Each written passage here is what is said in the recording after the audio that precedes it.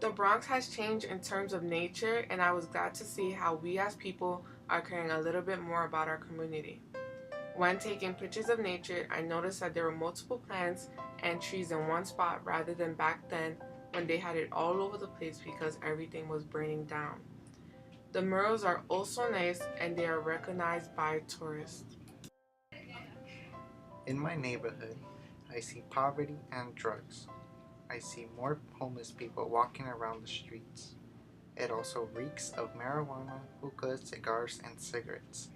I will definitely get lung cancer because secondhand smokers face worse symptoms than those actually smoking.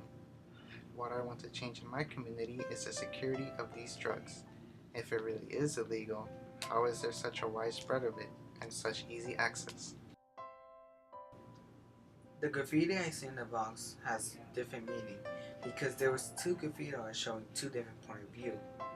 One point of view showing a place that looks like hell and shows a Grim Reaper smiling, and the background shows people getting killed or hanged.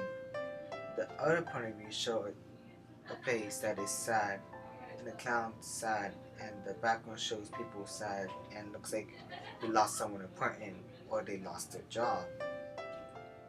From this project has shown me people different perspective on their neighborhood.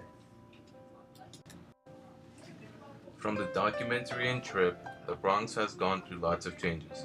At first, it was a wasteland, but it's better than what it is now. How? Well, the gangs that once fought each other gathered at a place and settled their truth there. They realized that all they were doing were fighting themselves and not moving forward. After it all, the graffiti still remains. I personally like the graffiti, as it adds color to the Bronx. Although the graffiti was used to tag districts and buildings, I find them as proof to its history. If anything, we should keep the graffiti associated with the gangs and store them in the museum. Thus, we could have proof of the notable graffiti marks from gangs in museums and remove the rest, cleaning the Bronx one graffiti mark at a time. While doing this project, I noticed that there is more graffiti compared to before. The way I feel when I saw graffiti in the documentary was sad because there are more people that are vandalizing property that's not theirs.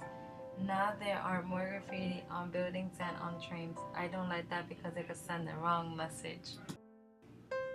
Throughout the project, I saw a lot of food and big chicken legs. I noticed that the food there had great graphic on trains and it was better now.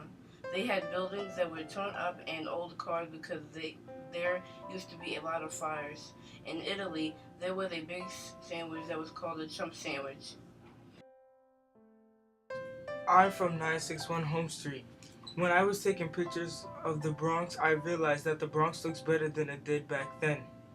Back in the day, all the trains would have graffiti on them, but nowadays the trains look different. There is no graffiti on them anymore. In the past, the streets of the South Bronx were ruled by gangs, and it was total chaos. The South Bronx looks better than it did before. Everything is more cleaner, nicer, and better. I realize that people who do graffiti have many different perspectives and are very creative. I think that they like to think of life in different ways and also like to stay together as a family. For example, I remember seeing a picture of a wall and it said, "You don't have to move out of your neighborhood to create a better one." This photo really struck out to me because it made me feel like everyone in the Bronx supports the Bronx, which I think is a really beautiful thing. I saw difference between the pictures that I took and the pictures that were shown to me throughout the project. There was a difference because the pictures that I saw were about trains and streets, but the pictures that I took was about Little Italy, which include food, church, etc.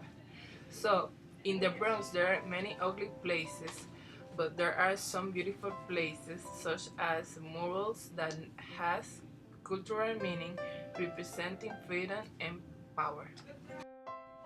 During my adventure in exploring the history of the Bronx, I noticed some changes in the way the Bronx looked. In the past, there were many buildings, buses, and trains that had random graffiti on them.